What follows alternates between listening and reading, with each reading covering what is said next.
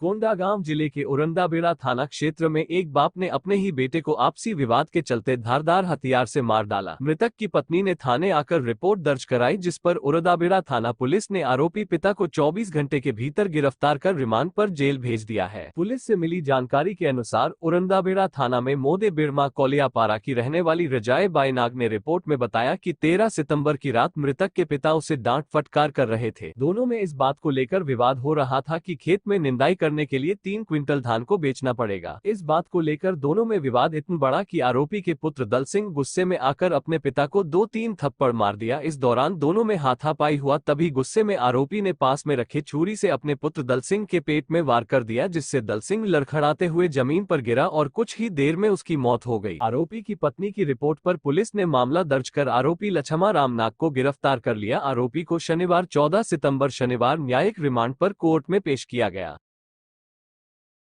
थाना औरंगाबाद के ग्राम मोदीबेड़मा में कल रात्रि में सूचना दिया गया था रजाया बाई द्वारा कि उसके पति को उसके ससुर द्वारा चाकू से घोंपकर हत्या कर दी गई है, जिस पर से मौके पर थाना प्रभारी स्वयं पहुंचे स्टाफ के साथ और देखा कि वहाँ पर एक जो मृतक है दल साई नाग, वह उसका शव पड़ा हुआ है और मौके पर से फरार है आरोपी।